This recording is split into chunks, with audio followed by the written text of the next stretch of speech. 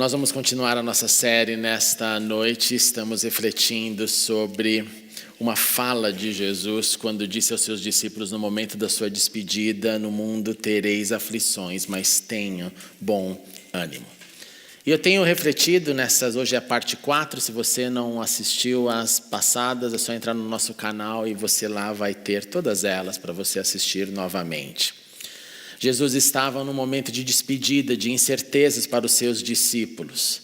Incertezas que qualquer um teria se tivesse que dizer adeus para alguém que amasse tanto. E aqui no caso não era só amor, era o Senhor, era a vida, era a luz. Os discípulos não tinham muita ideia do que Jesus poderia fazer, do que aconteceria com ele. E as narrativas do Evangelho nos diz muito isso.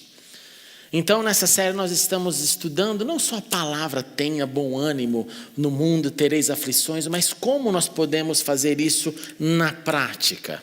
E essa noite eu quero te convidar a refletir comigo sobre a alegria como estilo de vida. Mas primeiro eu faço algumas perguntas para você ter em mente. Como que nós podemos ser alegres o tempo inteiro diante de tanto caos que enfrentamos? Por que será que o Senhor Jesus nos fala sobre alegria? A Bíblia nos fala sobre alegria, o Antigo Testamento nos fala sobre alegria, o Novo Testamento nos fala sobre alegria. A nossa esperança de vida com Ele é uma esperança de alegria. Mantenha essas perguntas, reflexões na sua mente, mas eu começo com uma primeira pergunta que eu acho que ela é essencial. E a pergunta é: qual deve ser o nosso maior motivo de alegria? Qual deve ser a sua maior razão para estar alegre? Responde para quem está do seu lado aí, rapidinho. Qual deve ser? Pensa um pouco aí na tua vida. Qual que deve ser?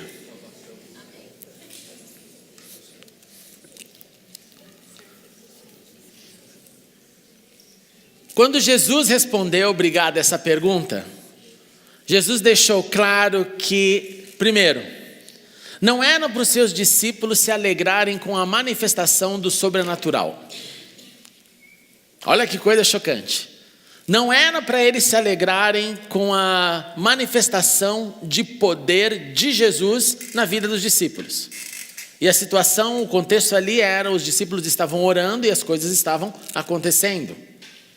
Os discípulos estavam orando e pessoas, inclusive possessas de espíritos demoníacos, estavam sendo libertas. Em outras palavras, os discípulos estavam vivendo o poder de Deus neles, coisa maravilhosa. Jesus olha então para eles e fala assim: não se alegrem porque os espíritos se submetem a vocês, mas porque os seus nomes estão escritos no livro da vida. Quando Jesus respondeu essa pergunta, então qual deve ser o maior motivo de alegria, ele não disse assim: são meus filhos, como talvez eu diria. Ele não disse assim: é a minha esposa, o meu marido, para quem está em lua de mel. Ele não disse isso, ele não disse a minha profissão, a minha realização, o meu dinheiro. Ele não disse a saúde. Saúde, nós costumamos dizer saúde é o principal, com saúde a gente consegue todo o resto. Ele diz não. O maior motivo da nossa alegria é porque nós começamos a desfrutar da eternidade em vida antes da eternidade. Nós começamos, a partir do encontro com Ele, a viver algo que não terá fim. Tem pessoas que creem de forma diferente e eu respeito-as, mas eu não consigo imaginar que no céu eu terei amnésia. E não vou me lembrar de você, vou chegar lá para você: Sérgio, parece que eu te conheço. Porque essa é a teoria atrás do que nós não podemos conhecer um ao outro, porque senão você vai se lembrar daquele que não veio e vai se entristecer. Eu não acredito que o céu é lugar de amnésia. Eu acredito que no céu nós vamos ter uma outra forma de lidar com a realidade. E acredito sim que vou conhecer você como você a mim, porque senão, sinceramente, eu não quero ir para esse céu.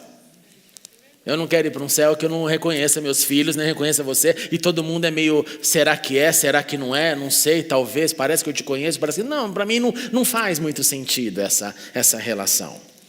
Então eu começo a viver aqui uma eternidade, eu começo a viver aqui um pouco dessa minha vida que vai ter uma transcendência para a vida depois. Por isso que Jesus deixa claro, esse é o motivo principal da alegria. E com essa base então estabelecida, porque essas são as palavras do mestre, eu quero te mostrar algumas outras manifestações de alegria para personagens da Bíblia. Eu começo com a alegria de João o Batista. Imagina a cena, Jesus então havia se encontrado com João Batista havia batizado Jesus. Naquele momento, João Batista inclusive falou para os seus discípulos: olha, aquele lá é o Cordeiro de Deus, quer segui-lo, pode ir, não tem problema nenhum, eu fiz a minha parte. Alguns começam a seguir, outros permanecem um pouco mais com João. E João então continua a batizar. Então é mais ou menos assim: Jesus batizava numa parte, em um rio, em uma localização, João Batista em outro. Diante disso, vem aquilo que nós seres humanos adoramos a fazer, que é concorrência. E perguntam para ele: Senhor, para João Batista, João, você lembra aquele lá que você batizou? Lembra aquela história lá? Claro, Jesus, batizei Jesus. Então, ele está batizando também. O batismo não era exclusivo seu, não é por isso que nós chamamos de você João ou Batista. Batista não é sobrenome nem denominação na vida de João. Mestre, aquele homem que estava contigo está batizando, você não vai fazer nada. E vem uma discussão a respeito disso. E João começa então a dar uma resposta fantástica, uma resposta que poucas vezes lemos com atenção. Ele começa assim: o negócio é o seguinte, uma pessoa só pode receber, escute isso, o que lhe é dado do céu. Para João, que tem uma mente ligada com a eternidade, ele entende plenamente que o verdadeiro presente é o presente que vem do Senhor para a sua criatura. Então ele fala: gente, discípulos, uma pessoa só pode receber o que lhe é dado do céu. Vocês são minhas testemunhas. Eu dizia para vocês que eu não sou o Cristo, eu nunca fui o Cristo. E ele coloca aqui uma ilustração maravilhosa. Ele fala: olha, a noiva pertence ao noivo. E quando a gente fala no nosso contexto neotestamentário, a noiva e o noivo, essa é uma ilustração que pode ser aplicada a Jesus e a sua igreja, a Jesus e ao seu povo. Então, para João, isso está com muita clareza. Olha, a noiva pertence ao noivo. Agora, o amigo de quem? O amigo do noivo, aquilo que cantamos hoje.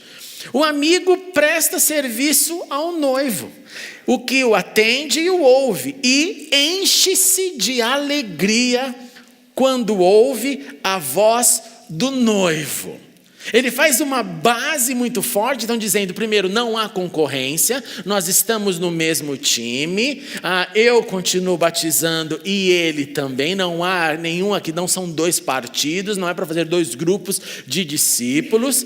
Ele é o principal, ele é o noivo, ele tem uma noiva que são pessoas, eu sou amigo do noivo. E aí ele completa com a frase fantástica que é: esta é a minha alegria. Esta é a minha alegria que agora se completa. Agora quando? Agora que o noivo está batizando. A alegria dele não era então de continuar a fazer aquilo de maneira exclusiva. A alegria dele era: vai vir aquele que é mais poderoso do que eu batizo com água, ele batizará com fogo. E importa, e assim ele termina esse texto, é necessário que ele cresça e que eu diminua. Pergunta então que fica: qual era a alegria de João? E a alegria de João era ter cumprido a sua parte ou o seu papel na história. Ter preparado o caminho do Senhor. E Jesus, quando se refere a ele, diz: pessoal, olha, dos nascidos de mulher, não há alguém, o quê?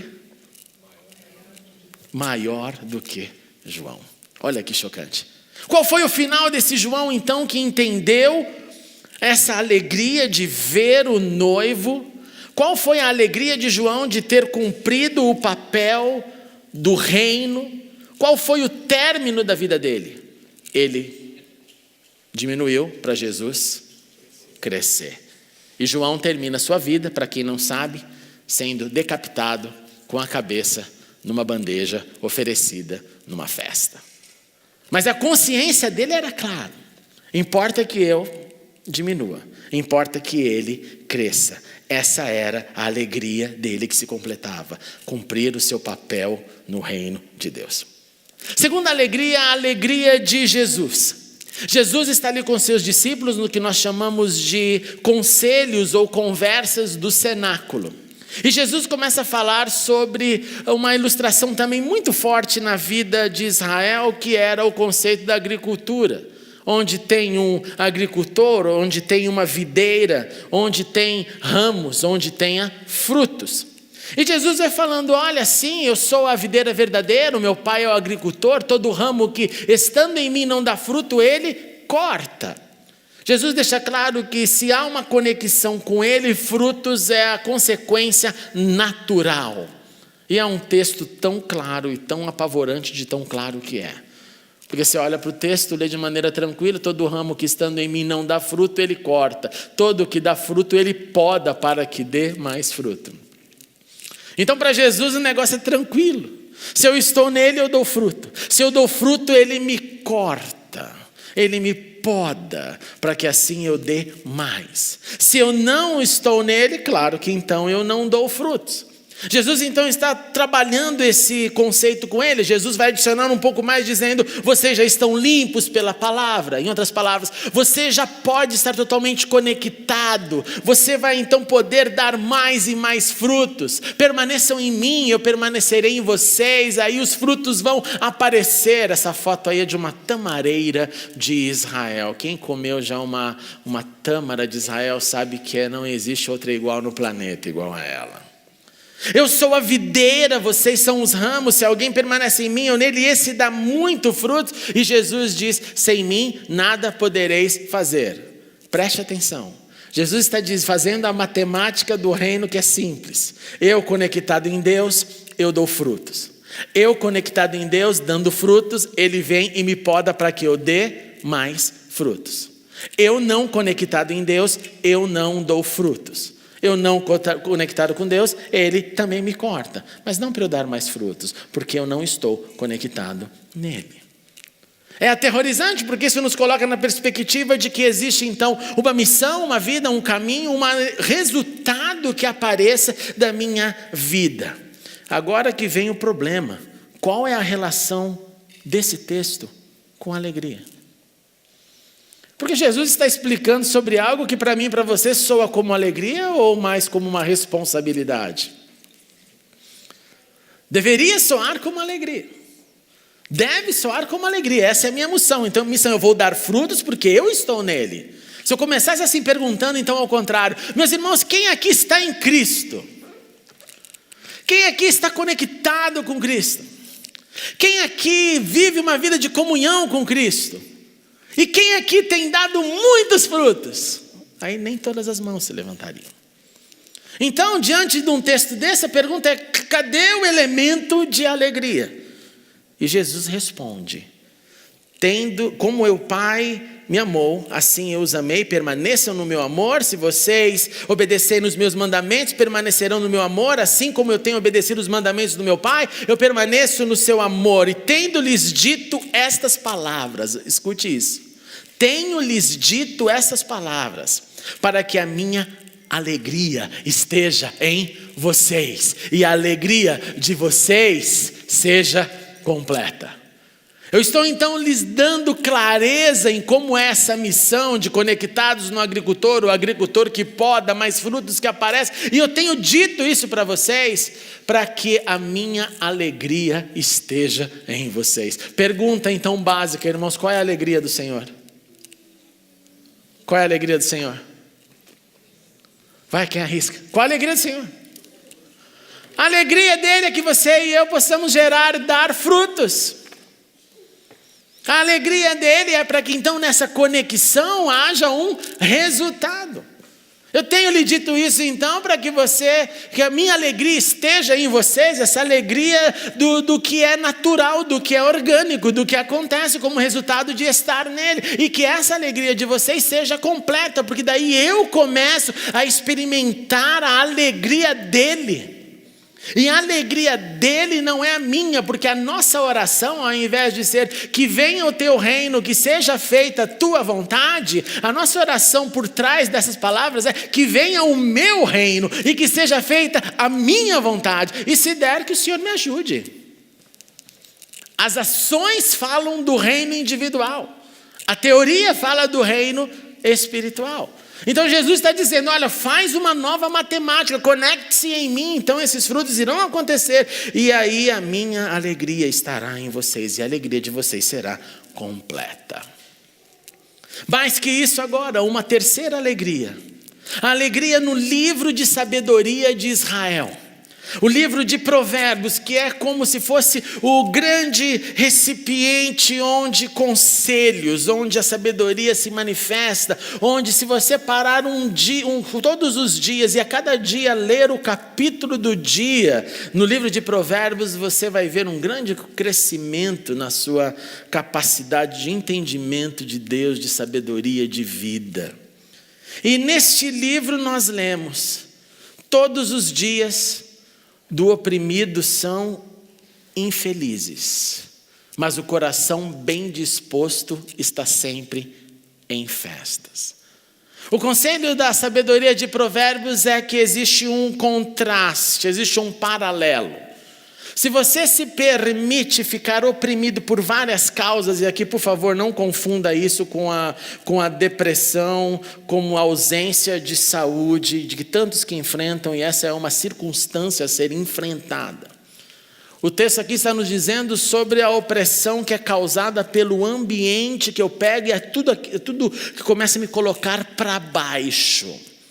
E eu começo a reagir de acordo com aquilo que está no meu redor. Nesses momentos de Brasil, de eleição, muitas pessoas estão se sentindo completamente oprimidas. Estão se sentindo tristes, estão se sentindo sem direção. Todos os dias do oprimido são infelizes, mas o coração bem disposto está sempre em festa. Para a sabedoria, ele está dizendo para a gente que há uma condição de eu, através da disposição, reagir contra essa opressão, e reagindo dessa forma, eu manterei um espírito, um coração de festa. Por quê? Porque ninguém vai para uma festa verdadeiramente, no estado normal de vida, triste. Você vai para uma festa para se alegrar ainda mais. Então ele está dizendo, há uma forma que há um poder dentro de nós de disposição ou de predisposição. Você já se preparou para ter alguma conversa séria com alguém que você ficou lá, vai ser difícil essa conversa, e de repente você se percebe que ou você vai para o caminho da briga ou você vai para o caminho da paz. E quando você vai para o caminho da paz, você teve uma predisposição de encarar o problema, não com raiva, não para atacar, não para dizer o que você fez, o que você deixou de fazer, mas para tentar achar ali um denominador comum. E se você continua nesse processo, eu tenho a impressão que isso acontece muitas vezes na minha vida, o Espírito de Deus vem e começa a te quebrantar mais e mais, daqui a pouco você já está orando pela pessoa que há poucos minutos anteriormente você estava doido para matá-la ou pedir para que Deus promovesse ela para o céu. Você vai se transformando e aquilo vai, você falando não. E aí você já vai em título de festa. Não deixar que a situação te oprima. Segundo o conselho da sabedoria é dar resposta apropriada é motivo de alegria. Como é bom um conselho na hora certa. Casados, quantas vezes você já deu a resposta desapropriada e colheu um vendaval dos infernos na sua casa? Eu já. Quantas vezes em famílias, mesmo solteiros, entre pai, filho, mãe, irmão, tio, qualquer um, uma resposta torta que não era apropriada. Quantas histórias nós acumulamos de respostas maldadas? Quanta fogueira a gente já alimentou com fogo por causa da nossa língua. Este pequeno órgão que é poderoso para criar a maior fogueira da terra, a língua. A sabedoria diz, olha, dar resposta apropriada é motivo de alegria. Ela nos convida então a ter uma opção a mais. Não a opção ruim ou negativa, mas a opção ruim, negativa e a boa, porque a boa, ela é como um bom conselho na hora certa. O que é um bom conselho na hora certa? É alívio para a alma. É quando você diz, obrigado pelo que você me disse, porque me encorajou, porque me deu forças, reanimou o meu coração. E o terceiro conselho da sabedoria é um olhar animador dá alegria ao coração e as boas notícias revigoram os ossos. O contrário disso é a melhor forma de entender. É tão chato quando pessoas te olham de cara feia, não é? Não é tão chato quando alguém, você percebe que ela quer que você tenha certeza de que ela te reprova. Vou mostrar para ele, vou mostrar que eu não estou feliz. Um olhar de reprovação que gera nada a não ser mais tristeza, violência, agressividades, defesas, justificativas. Para a sabedoria da Bíblia, um olhar animador. Alguém então que pode gerar ânimo no outro, dá alegria e boas notícias, revigoram os ossos. Eu não sei se osteoporose tem a ver com isso, mas eu já ouvi alguns tentando desenvolver algumas teorias a respeito. O que faz os nossos ossos desfalecerem ou não. Um olhar animador dá alegria ao coração. O que nós podemos entender então e imaginar e concluir como alegria, como um estilo de vida a ser vivido? Primeiro, guarde isso no coração, anote, faz alguma coisa para isso entrar na sua cabeça. João Batista nos ensina que a alegria é o resultado de cumprir o nosso papel na história do reino de Deus. E cumprir o nosso papel no reino de Deus deve ser a nossa alegria de vida. Independente, guarda essa parte, independente do seu fim. É por isso que nós somos chamados a combater o bom combate e guardar a fé. Porque até o fim, muitos capítulos vão acontecer. Mas Ele me chama para cumprir o meu papel na história do reino de Deus. Ele te chama para você cumprir o seu papel na história do reino de Deus. Porque você já desfruta da eternidade em carne e vai desfrutar dela depois com o corpo glorificado.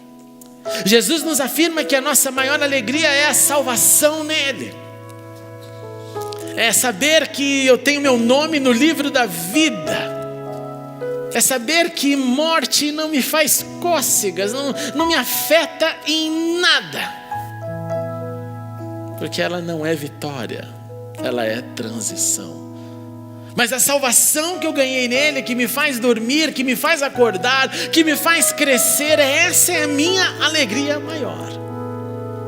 Porque assim eu vivo com significado. Assim eu vivo sendo transformado de glória em glória à semelhança de Cristo que por nós morreu.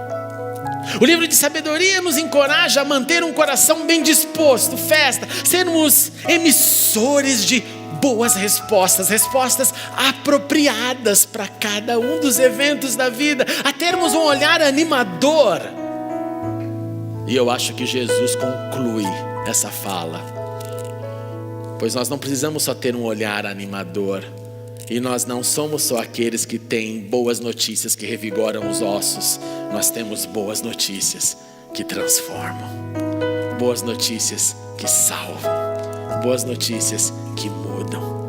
Boas notícias que nos fazem ficar em pé, mesmo quando pensamos em desistir. Que seja a alegria o seu e o meu estilo de vida. Que isso reverbere pelo nosso rosto, pela nossa forma de viver. Deixa Deus te fazer dar mais risadas, mesmo quando a vontade de chorar for maior. Vamos ficar em pé e orar.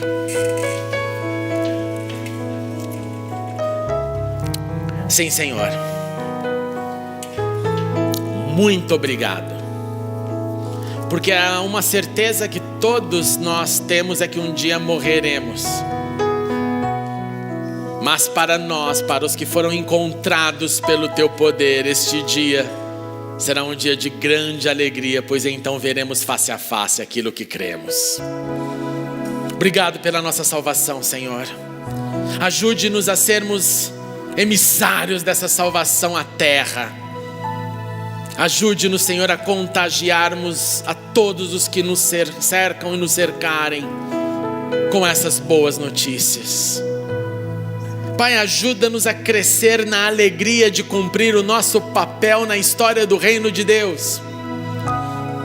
Deus, ajuda-nos a olhar para as nossas agendas que são corridas, que nós carregamos tantas responsabilidades, mas nos faz acordar no primeiro respirar e lembrar que temos um papel na história do reino de Deus hoje. E que seja essa a nossa alegria motivadora para sair da cama, trabalhar e viver. Não o quanto ganharemos, não o quanto faremos de dinheiro, não o quanto conquistaremos, mas ajuda-nos a cumprir o nosso papel na história do reino de Deus. Senhor, ajude-nos também a termos a sabedoria que nos encoraja a manter um coração bem disposto em festa, a sermos emissores de boas respostas, de respostas apropriadas em todos os cenários, Senhor. E dá-nos forças também para quando as nossas respostas não forem assim, para chegarmos no amor, na paz e resolvermos com gestos de amor e perdão e reconciliação. Ajuda-nos, Senhor, a ter um olhar animador, que os nossos olhos possam sorrir à alegria do Senhor, pois sim, como Neemias disse, é a alegria do Senhor, é a nossa força. E ajude-nos, Senhor, a nos alegrar em tempo e fora de tempo. Que seja a alegria do Senhor uma luz para a nossa vida, para encararmos as demandas da terra. Que assim seja, Senhor, e que possamos sempre colocar um sorriso no rosto do nosso irmão e irmã, que possamos colocar um sorriso neste Brasil, que possamos colocar um sorriso com qualquer filho ou filha que cruzar o nosso caminho, que sejamos motivo de sorriso e não de choro. É o que eu te suplico, em nome de Cristo Jesus. Amém.